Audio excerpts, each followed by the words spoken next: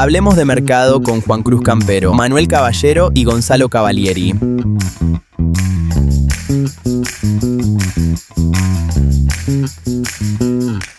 Bienvenidos a otro capítulo de Hablemos de Mercado. Esta semana tenemos un enviado al Mundial, porque todo el mundo está mandando gente al Mundial. ¿Cómo estás, Gon? ¿Todo bien? Hola, buenas, sí, estoy acá desde Miami, ansioso por los 16avos, acá para meterle un poco de clima mundialista y no quedarme afuera de la indumentaria que tiene todo el mundo. Tengo la gorrita. No sé, todos los medios mandan a alguien, así que nosotros no quisimos ser medios. Nosotros tenemos enviado especial también y analizar un poco la movida de acá. Bueno, pero no perdamos el eje de lo que nos compete, que es economía y finanzas, pero está bueno que me gustaría que les cuentes a nuestros oyentes lo que me estabas contando sobre la tasa de interés allá. ¿Qué fue lo que viste que te impactó? Bueno, no, un poco lo que me impactó fue por ahí la percepción de la velocidad que tiene el impacto de los movimientos de las tasas de interés que define la Reserva Federal en este caso, o el Banco Central en el caso nuestro, que tiene acá. Recién fui a visitar un conocido que tiene un rent-a-car acá en Miami, también arrancó con el negocio en Estados Unidos, y bueno, le preguntaba un poco esto que habíamos venido hablando, de que cómo está sobre todo la construcción acá en Florida, uno de los, además del turismo, y de los lugares de retiro y eso, uno de los principales motores de la economía de Florida y de Estados Unidos en general es la construcción. Entonces, ¿cómo veía el real estate y la construcción sobre todo con estos movimientos, o sea, con estos no movimientos de tasas y con este recorte también en las expectativas? Y la verdad es que un tipo, por ahí un comerciante de a pie, ningún técnico en el tema, pero sí con experiencia acá, me decía que se ve claramente frenado el tema. Entonces, me pareció un buen ejemplo para ver cómo por ahí las decisiones en las tasas de interés, que por ahí se escuchan muy técnicas, cuando las escuchamos por la radio, en la televisión, pueden tener un impacto en una economía dinámica así como esta, y como tal vez la que vamos camino a hacer nosotros también en Argentina. La velocidad de estas decisiones que tienen primero en la economía, después la tienen en el empleo, porque por supuesto se baja, digamos, la actividad en la construcción, después se baja el empleo consecuentemente. Entonces me pareció el análisis del tipo así muy rápido, muy de café, me pareció muy interesante para poner en ejemplo lo que por ahí nos pasa a nosotros cuando queremos controlar inflación, que hablamos de otra magnitud de números, porque acá hablan, no sé, de inflación del 3, del 4, del 5%, como muchísimo. Y se vuelven locos. Y eso lo quieren controlar, claro, se vuelven locos y eso lo quieren controlar. Nosotros hablamos del 30, del 20. Lo mismo pasa con las tasas de interés, acá hablan del 3, del 4, y nosotros hablamos del 20 para arriba. Igual ahí hay dos cosas que creo que están buenas, que es por un lado el efecto que tiene inmediato, digamos, que es algo que acá en Argentina por ahí no se da tanto, porque no es que hablamos de un número que lo define, o sea, si bien la tasa de interés después la define el mercado, todo esto se basa en el guidance, en la opinión y la perspectiva que da la Fed, lo cual habla de la credibilidad que tiene un buen banco central y algo que no pasa acá, ¿no? Básicamente porque nuestros políticos no han logrado generar esa credibilidad por muchas razones, ¿no? Totalmente justificado no creer, pero bueno, eso es por un lado un efecto, y ya por ahí después lo podemos tocar de vuelta cuando comentemos un poco el tema de la reforma de la Carta Orgánica del Banco Central que plantea este gobierno, y después por otro lado también que vos decís bien que la tasa de interés no se mueve, la de la Fed, pero después el mercado sí ya está incorporando en precios una tasa un poco más alta, con lo cual todos usan el guidance, digamos, para tomar decisiones, pero también tiene un efecto lo que hace el mercado, ¿no? Sí, ¿no? Y si filosofamos un poquito más económicamente, el impacto del crédito en la actividad económica, que es lo que hablábamos en los capítulos anteriores, el impacto del crédito, cómo acá, si sube o baja la tasa, impacta directamente porque está todo basado en el crédito, o sea, la economía está basada en el crédito. Entonces también el impacto, mientras más basado en el crédito la economía está, el impacto de las tasas de interés es más rápido. Sí, eso lo vimos el año pasado también, cuando fue la previa de las elecciones, que el gobierno sube mucho la tasa de interés y después el impacto sobre actividad no fue tan grande como uno habría esperado, básicamente por lo que vos decís. Acostumbrado al capital propio, no cogemos el banco, también hay una distorsión propia del modelo que tenemos en Argentina, hay una distorsión del crédito donde las tasas, no, o sea, las tasas de interés que plantea nuestro Banco Central, después cuando nos llegamos al sector privado están infladas por otros componentes o no nos llegan, o los análisis de crédito son distintos porque tenemos una informalidad grande. O sea, por supuesto que no es el mismo análisis, pero me pareció importante traer el comentario porque me pareció fantástico el ejemplo, ¿no? De ver si vamos camino a ser una economía un poco más normal, por lo menos de Occidente. El impacto de esto me pareció fantástico verlo y se puede ver. Vine acá Sí, hace un tiempo y sí se ve, de mucho más que ve y ahora está más tranquila de cosas. y justo Estados Unidos es una economía que tiene muy dependiente del crédito, que está muy apalancada también. Y nosotros somos todo lo opuesto, extremadamente desapalancados. En ese, Pero me no, toca ver pymes con problemas financieros, con una deuda que no alcanza a ser un cuarto del patrimonio de plantas industriales y no funciona la hipoteca y no funciona nada. Eso me llama mucho la atención, porque decir, no alcanza a ser, pero no alcanza a ser un cuarto, no alcanza a ser nada con respecto al valor que por ahí tienen esas plantas, tienen esos terrenos, tienen esas oficinas. Entonces, me llama la atención lo poco apalancados que estamos, y bueno, es por todas estas distorsiones que hablamos. sí, no tenés previsibilidad y tampoco tenés crédito del sector privado, Claro, pero bueno, creo que son las dos cosas que el gobierno está tratando de atacar y creo que son pilares fundamentales. De nuevo, siempre decimos, para hablar de crecimiento, esos son los problemas más relevantes y después, bueno, una vez ya tengamos una economía que crece, podemos ver otros aspectos, no sé, redistributivos, podemos discutir otras cuestiones, pero todavía estamos en la discusión del crecimiento. De todas maneras, no me parece mal porque hace un año ya estábamos en la discusión sobre la inflación, vamos pasando un poco esa página. Y en este sentido, ya que estamos hablando de actividad económica, esta semana tuvimos el nuevo dato del EMAE. Contanos, Gon, cómo lo viste. Salió el tema de abril, que después de haber crecido un 3,1 la economía en marzo. Recordemos, el EMAE es básicamente un informe de PBI, pero adelantado, demora un poquito más el informe de PBI que saca el INDEC, entonces bueno, el EMAE lo trae un poquito antes, lo hace mediante algunos cálculos de estimaciones y demás. Pero básicamente, bueno, después de haber crecido un 3,1% en marzo, cayó en abril, tuvo una contracción del 1,5% mensual desestacionalizado. Me parece que consolida la evolución de la economía en forma de serrucho. Lo podemos ver en los gráficos, están todos los bancos compartiendo eso.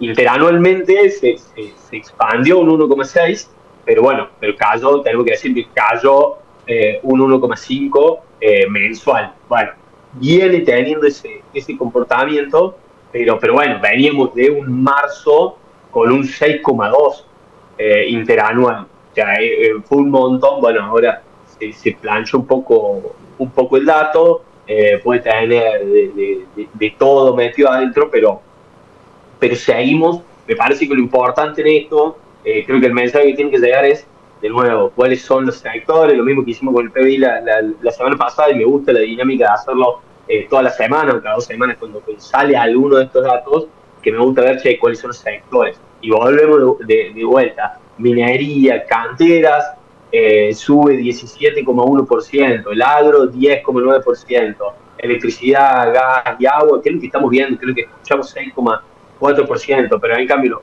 los sectores que por ahí más empleo demandan, que es lo que vemos en la calle al mismo tiempo, como comercio, industria, construcción, bajan el ritmo del 3,2, del 2,9 y del 1,8 respectivamente. Entonces, creo que de nuevo tenemos este como solución macro que le han encontrado al ingreso de divisa, al crecimiento económico y todo, pero problema micro, por así decirlo, porque tenemos este tema de los sectores que más empleo demandan, que vienen cayendo informe tras informe. Entonces, Me parece que ahí tenemos un problema, que si bien todos lo vemos, pero bueno, acá lo traemos en números, y un dato alentador que pesqué de un informe del Banco de Córdoba, es que en abril el salario nominal creció 3,7 mensual, logrando superar la inflación del mes, que había sido alta, que había sido 2,6. Entonces, bueno, un dato, digamos, del salario real que haya aumentado, me parece que entre tantas malas por ahí, una alentadora está bueno, y tiene que ver con esto que decía Juan vos del tema de, bueno, dejemos de hablar de inflación, que es esto, que aumenten los salarios en términos reales, y pasamos a hablar de crecimiento económico. Sí, de hecho está bueno el dato, y sobre todo también hay que tener en cuenta que los salarios suelen ser de las últimas variables que ajustan. En todo proceso de ajuste económico siempre se van quedando medio rezagados, medio atrás.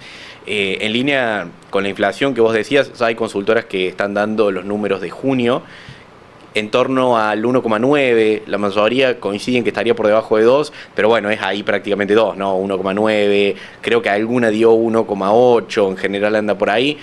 Creo que estaría bueno cerrar por abajo de 2, porque bueno, por la señal que da, ¿no? De romper el 2%, a veces, si bien 1,9 y 2,1 es casi lo mismo, 1,9 se lee mucho más optimista que un 2.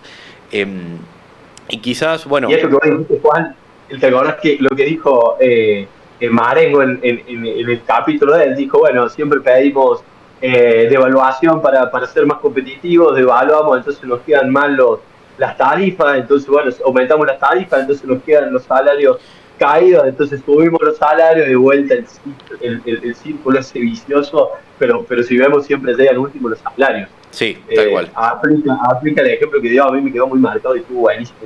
Y cuando es para arriba es lo mismo. Arranca todo y los salarios acompañan al último, y de todas maneras tampoco es que todo esté arrancando parejo. Bueno, ahí hay que ver también, porque la diversidad en cuanto a los sectores también te genera diferentes situaciones a nivel geográfico, porque no todos los sectores ganadores y perdedores conviven en todo el país de forma igual, ¿no? Entonces, provincias donde tenés fuerte actividad en algo determinado, por ejemplo, acá en Córdoba tenemos mucho del agro, pero acá también convive la industria. Caso Neuquén, por ejemplo, con todo lo que está creciendo el segmento de oil and gas, bueno, probablemente Neuquén en términos generales está por encima de la media comparado a otras provincias, ¿no? También se va dando toda esa heterogeneidad geográfica, por así decir.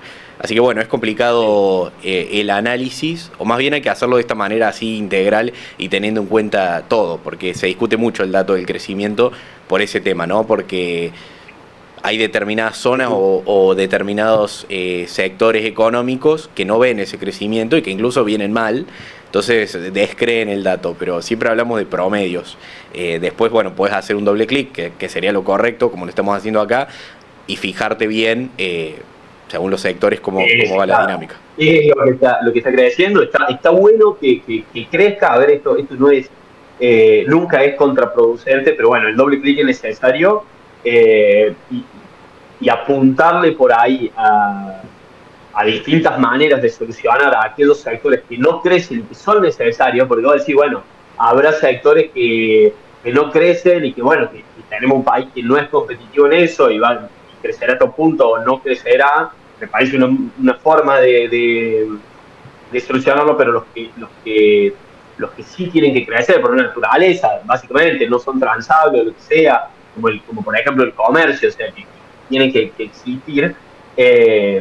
Creo que buscarle la vuelta para acelerar esos procesos está bueno, como el acceso al crédito, como ahora solucionar un poco de alguna manera integral el problema de la mora que estamos teniendo, porque todos estos datos que nosotros vemos, y ahí cambia un poquito de tema, pero creo que tiene que ver, y está sonando mucho en los medios, y quiero tocarlo, que hay una morosidad enorme, no solo tiene que ver con el que debe tarjeta de crédito. A ver, sos asesor PYME, Juan, vos trabajás como asesor también de empresas o de propietarios de empresas, pero que básicamente sabemos que en el mercado cordobés por lo menos está muy vinculado a la empresa con el empresario. La morosidad de la pequeña y mediana empresa es enorme también, y creo que es el problema más grande. Entonces, bueno, solucionar esa morosidad, solucionar ese acceso al crédito, creo que tiene que ver con la velocidad de recuperación de estos sectores más empleo intensivos. Venimos hablando mucho de que el segundo semestre puede traer una dinámica diferente, sobre todo por menores tasas de interés y porque todo pareciera indicar que la economía se puede recuperar más, un poco más sostenidamente, porque venimos viendo meses mejores, meses peores. El segundo semestre podría ser bastante positivo en ese aspecto. El gobierno de Milei es muy, y sobre todo el Ministerio de Economía, son muy optimistas.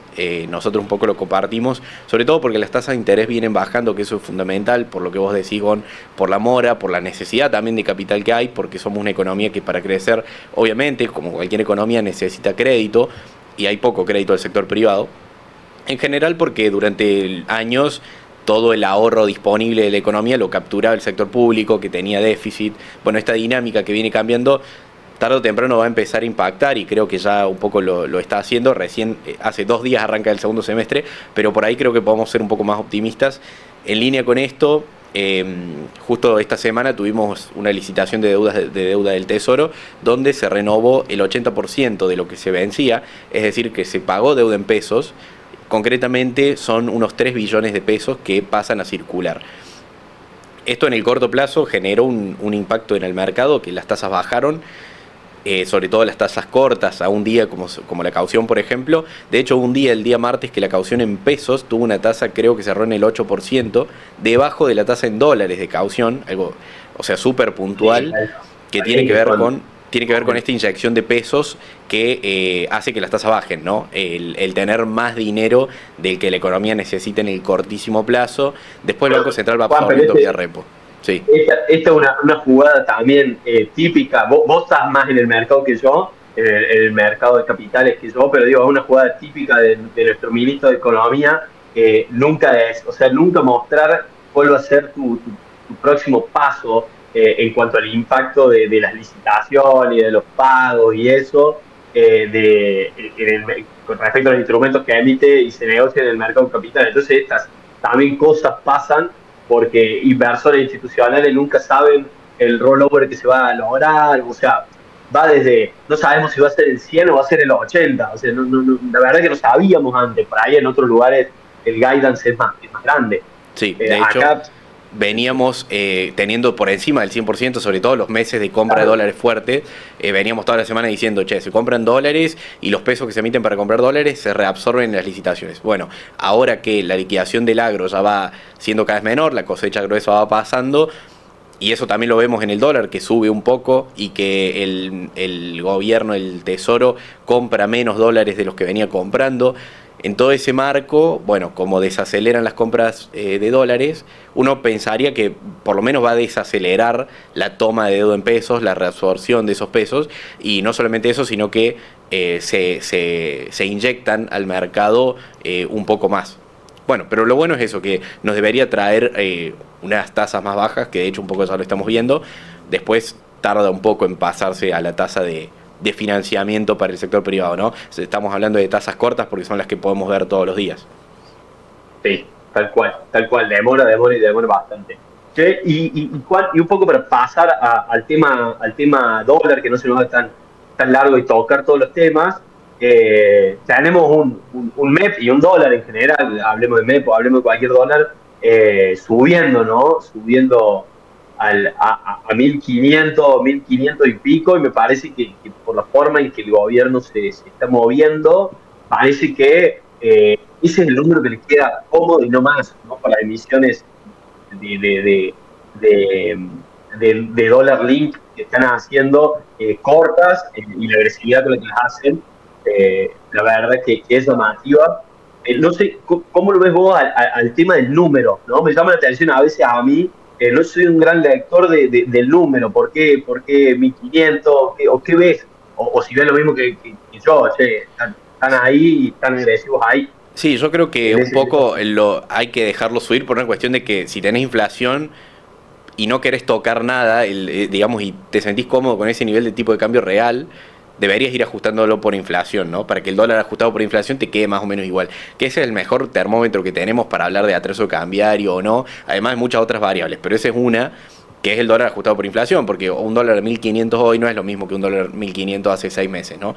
Entonces, quizás por eso dejarlo correr entre comillas, porque no tampoco se están haciendo, nunca se hicieron intervenciones para bajar el precio, sino todo lo contrario, el Tesoro compraba, con lo cual en todo caso incluso tenías presión al alza porque tenías más demanda. Pero bueno, también tenías mucha oferta, entonces en este nuevo queda la incógnita de cuál va a ser este nuevo equilibrio para este segundo semestre donde el agro ya no te liquida o te liquida menos, ¿no? Pero creo que el gobierno se siente cómodo con un dólar un poquito más arriba por este tema, ¿no? De ajustarlo por inflación, por así decir, dejarlo que corra más o menos a ese ritmo y vas monitoreando las otras variables que no se te rompa ninguna. Por ahora todo bien. También está bueno lo que decías, que mencionás que el Tesoro está vendiendo letras dólar link, concretamente se está operando mucho lo que es junio, claro, las de julio, y creo que tiene mucho que ver más que con intervenir el precio, sino tratar de que no tenga tanta volatilidad el precio, que no tengas una suba en un día de 50 pesos, sino que de última si sube, bueno, que lo haga más progresivamente, sobre todo también proveer liquidez para el que necesita cobertura, no es una intervención fuerte para bajar el precio. De hecho, insisto, si bien ahora se compra un poco menos, se siguen comprando dólares, con lo cual la intervención no va hacia a ponerle un techo, sino simplemente a proveer liquidez, a evitar volatilidad. Al menos yo lo veo de esa manera, no me parece que estén pisando el dólar, por así decir. Bien, bien. Bueno, era una de las dudas que yo tenía, y digo, bueno, lo vi agresivo en el corto plazo, que es raro, o por lo menos no venía siendo así en el resto de las variables o en el resto de los bonos. Bueno, en este sí lo vi así, pero bueno, sí. Sí, pero está bueno porque hay movimientos un poco más fuertes, pero está bueno aclarar lo que es por el lado de dólar link, no se están vendiendo dólares. Que está bien, vos podés decir, che, pero si estás vendiendo un bono dólar link, después en algún momento es como que, si bien es pagadero en pesos, depende del dólar, y sí, pero lo pagas en pesos. Y esa es la clave, porque tu cuenta del Tesoro que tiene dólares va a seguir teniendo la misma cantidad de dólares. En todo caso, vas a tener un mayor servicio de deuda, digamos, en pesos, vas a pagar más pesos, pero el problema que tiene el gobierno no es que, como tiene superávit, el problema es que sobran algunos pesos, pero te faltan dólares, y la transición que es, agarro esos pesos y voy y compro dólares al MULC, bueno, eso es lo que te puede generar un problema, porque vos no podés comprar a un ritmo que no sea similar al de las ventas, ¿no? Por una cuestión lógica. Si compras mucho, el precio se va.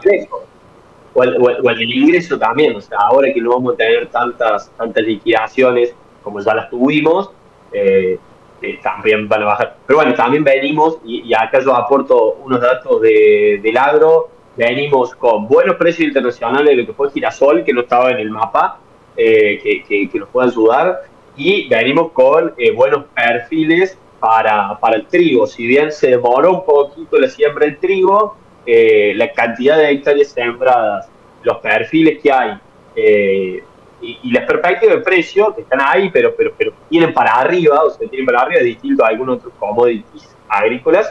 Creo que en diciembre vamos a tener, no sé si sorpresas, pero sí un buen acompañamiento de las liquidaciones del filo, donde podemos esperar de nuevo un buen ingreso, un buen chorro de dólares. Bueno, eso para aportar de parte del agro me parece importante, nunca nadie lo tiene en cuenta, y creo que con estos climas está tomando relevancia, y con estos acomodando el tema retenciones también hacen algunas zonas, como no sé, por ejemplo el norte de Córdoba, por hablar de Córdoba, estaba muy al límite, muy a la frontera del precio de humedad por temas de productividad, claro, por productividad del suelo. Bueno, esto acomodar retenciones en el trigo más rápido que en el resto de los commodities, como la soja, o sea, como el grueso, digamos, la soja, maíz, que va a empezar recién en enero, a lo del trigo haberlo hecho ahora, bueno, mejoró la intención de siembra, le permitió a algunos productores que no lo iban a hacerlo, entonces vamos a tener unos volúmenes, y si el clima sigue acompañando, vamos a tener algunos volúmenes de trigo interesantes para defender también el precio del dólar allá por diciembre. Claro, creo que, bueno, por ahí podemos tener algún ingreso adicional de dólares, sobre todo en el mercado siempre seguimos la cosecha gruesa, porque es la torta, digamos, de dólares que te entra, y porque también no entendemos mucho del tema. No, lo tengo claro, lo tengo claro. Y no es, te digo, algo que nos vaya a salvar, como muchas veces ha sido la gruesa en mayo o en julio, pero bueno, sí puede ser una ayuda importante y puede ser el despertar de un mercado que lo teníamos ahí, que no era tan interesante, o que era interesante para el gobierno, pero no para los productores. Entonces, bueno, esa puja hacía que productivamente cada vez crecemos más y bueno, ahora podría empezar a andar si el clima nos acompaña. Bueno, esperemos, porque cada dólar sirve. Y bueno, para ir cerrando, toquemos un poco el tema de la reforma de la Carta Orgánica del Banco Central, que es esta nueva medida que en estos días se anunció en principio como una iniciativa que tiene el gobierno de hacerlo. Básicamente lo que buscan con esto es dar más independencia al Banco Central, que es uno de los puntos sobre los que el FMI fue muy crítico y uno de los puntos también que constituyen un avance en ese camino hacia ser emergentes, hacia mejorar calificaciones crediticias, sobre todo hacia ser un país emergente, como hablábamos, creo que fue la semana pasada o la anterior. El tema de los cambios de largo plazo y de lograr que sean creíbles y sostenibles sobre todo para los inversores extranjeros y bueno, y también para los inversores locales. Pero bueno, un poco la medida tiene que ver con darle más independencia al Banco Central. Eventualmente, seguramente se va a incluir algún tipo de limitación a la hora de financiar al Tesoro, que este fue un problema muy grande que hemos tenido siempre. Bueno, esos son un poco los objetivos y después un punto no menor, mira, perdón, un punto no menor que me pareció medio secundario pero que está interesante es que de alguna manera van a buscar mejorar las posibilidades de que la conducción del Banco Central continúe aun cuando cambian los gobiernos, que eso también es otro desafío. Eso me parece fantástico. Yo para puntearlo, yo me armé ahí como una apunte de lo que fui leyendo y cuáles son las intenciones y lo separé así para que quede claro. Yo digo, prohibir la asistencia del Tesoro queda más que claro. Es decir, el Banco Central no asiste el Tesoro se tiene que manejar, tiene que ser superavitario, o si no es superavitario, buscar sus maneras de financiar ese déficit. Sí, Pero, básicamente digamos, financiarse en el mercado, tomar deuda en el mercado si no te alcanza y no emitir. No hay Banco Central, no hay reserva de todos los argentinos que vaya a tapar la ineficiencia del gobierno, porque el Tesoro lo maneja el gobierno. Entonces, no tenemos por qué los argentinos pagar eso, básicamente, me gusta bajarlo conceptualmente porque creo que es la forma que más impacta. Creo que también otra de las cosas que me noté es redefine el mandato, o sea, redefine para qué sirve el Banco Central, y en este caso, yo lo que leí, que en todos lados se repetía, y no más que eso, es defender el valor de la moneda y garantizar la estabilidad financiera. O sea, básicamente, defender el valor del peso como mandato único, eso es lo que tiene que hacer, no tiene nada que ver con la productividad o no productividad, ellos tienen que defender el valor del peso, que igual creo que, ojo, que frente a las promesas de campaña de este gobierno, creo que es un giro importante, porque al revés, le pasa a dar un valor al Banco Central que se lo quitaba en las promesas de campaña, pero bueno, no bien ni mal, simplemente para destacarlo.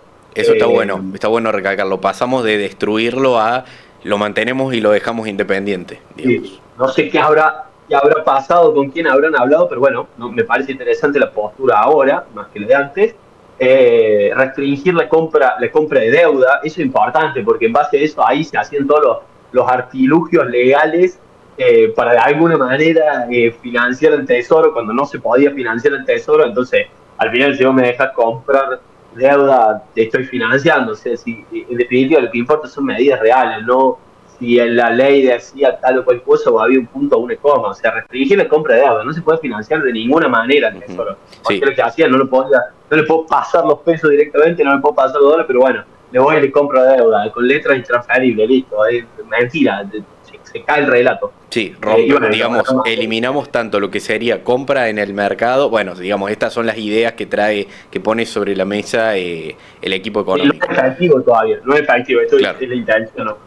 Bien, Me parece y interesante. me gusta que tocaste un punto para hablarlo un poco más, el tema de las letras intransferibles, porque históricamente o durante los últimos gobiernos, básicamente lo que hacía el Tesoro era, como no tenía dólares, para, ya sea para financiar superávit fiscal, perdón, déficit fiscal, o para cumplir con los servicios de deuda, básicamente lo que hacían era usar los dólares del central, básicamente le tomaban los dólares del Banco Central y a cambio le daban la letra intransferible, que básicamente es, ponele que es un pagaré que no tiene Es un papel, es lo especificaciones. mismo que si yo hay Claro, es un cualquier papel. cosa. No dice cuándo te lo van a pagar o bueno, si tiene una fecha después se puede renovar.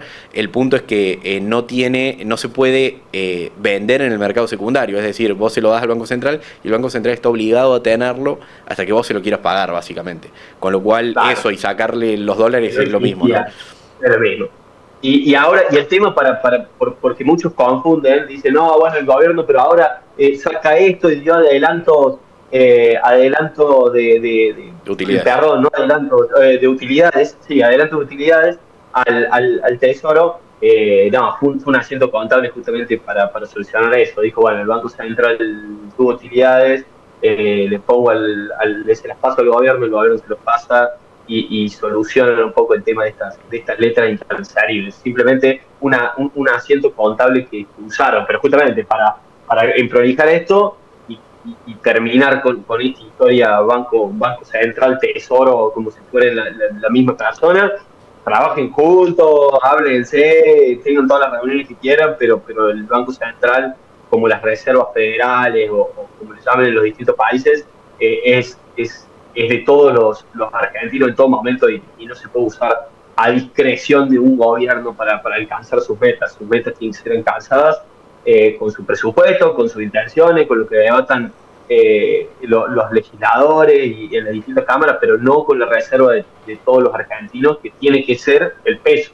Si nuestra economía se mueve el peso, la reserva argentina un día tiene que ser el peso. ¿Y cómo vamos a lograr que sea el peso la reserva de todos los argentinos si tenemos un banco central o una reserva como la gente, decente y... Sí, con un balance ordenado también, ¿no? Que creo que así se defiende la fortaleza de la moneda.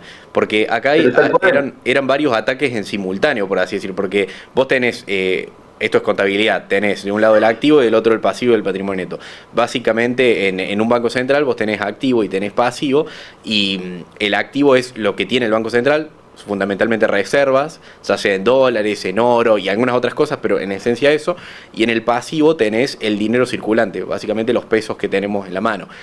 Lo que pasa cuando el Banco Central financia el Tesoro, pero sobre todo lo que pasaba es cuando el financiamiento era tan agresivo, con las letras intransferibles y demás, es que de un lado vos tenías, achicás el activo porque le sacás dólares. Está bien, le das una letra intransferible que supone que se paga y demás, pero en esencia le quitaste dólares. Si nadie te cree que esas letras intransferibles van a ser recompradas, valen cero, es lo mismo que nada, con lo cual tenés menos activo, te debilita la moneda, pero no solamente eso, sino que se emitía, con lo cual agrandabas el pasivo, o sea, el daño era doble. Cada vez tenías menos activo que respalde los pesos y cada vez tenías más pesos para respaldar, con lo cual por eso teníamos la inflación que teníamos, ¿no? Te destruía. Y para cerrar el tema, hice un relevamiento para que tengamos una idea de cuáles son los mandatos, así, simplemente las palabras que usan como mandato las distintas o reservas o bancos centrales. Nosotros tenemos bancos centrales, Estados Unidos tiene reserva, pero es más o menos lo mismo. Nueva Zelanda usa un mix, tiene banco de la reserva.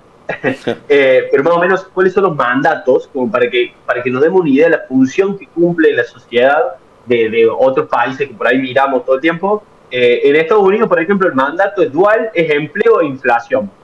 O sea, tiene que ver con cuidar la moneda y también con la generación o el mantenimiento del empleo. En el caso del Banco Central Europeo, de la Unión Europea, estabilidad de precios, muy parecido a lo que está planteado en esta reforma que se quiera enviar en Argentina. Y en Nueva Zelanda, que también es una economía recontra ordenada, que se llama Banco de la Reserva, es metas de inflación, también tiene que ver con estabilidad de precios. Y medio que termina ahí. Cuando vos te pones a ver cuáles son los debates que cruzan estos bancos centrales barra reservas y los gobiernos, va por ahí. No sé, tengo metas de inflación, rendición, sí, cómo se rinde las cuentas, pero digamos, después burocracia, pero básicamente lo que es economía o finanzas va inflación, sí, no mucho más. En Estados Unidos es un poquito más complejo y por eso llama más la atención, pero el resto